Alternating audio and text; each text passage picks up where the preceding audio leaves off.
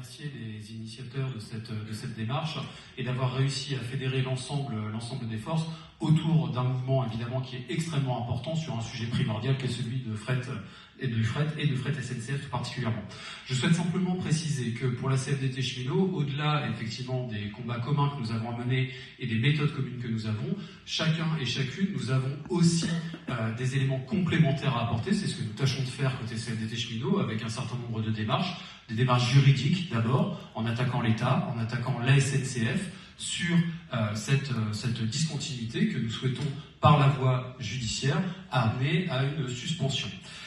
Je souhaite également indiquer que dans ce combat autour du fret ferroviaire, il y a une nécessité impérieuse et absolue à changer les mentalités, à changer la manière de voir, on pourrait dire de changer de paradigme. Il y a un élément absolument essentiel, c'est qu'on parle toujours du fret comme un coût. C'est faux. Le fret est un apport. Le fret est un apport commun, est un apport collectif. L'exemple des externalités positives, donc à savoir ce que rapporte le fret, le démontre.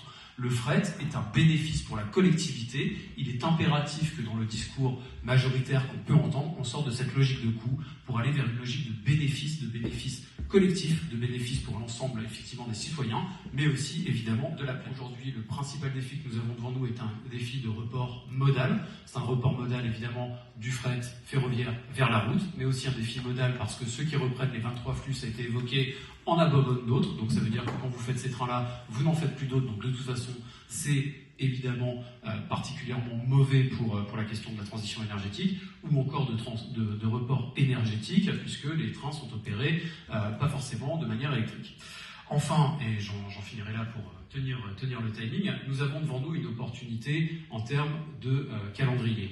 Il y a des élections européennes qui arrivent, il est indispensable, il est impératif, et en tout cas c'est la voie vers laquelle s'engage la CFDT Cheminot, d'interpeller les candidats, d'interpeller celles et ceux qui se présentent au suffrage sur leur capacité à faire du fret et de fret SNCF des opérateurs historiques un objet politique à part entière au niveau européen, un objet politique qui bénéficie d'un cadre légal et réglementaire, qui bénéficie également d'une fiscalité, d'un financement ad hoc, un outil qui soit un outil de réindustrialisation, un outil sur lequel on puisse travailler aussi sur la tarification, bref, de dire haut et fort que ceux et celles qui font le fret, le transport de marchandises et fret SNCF sont au service de la collectivité, apportent du bénéfice, et pour cela, on doit reconnaître le fret comme un service essentiel. Celles et ceux qui le font comme concurrent à ce service essentiel, il faut qu'il y ait au niveau européen comme au niveau national une reconnaissance pleine et entière par un objet spécifique qui reconnaisse le fret. Merci beaucoup.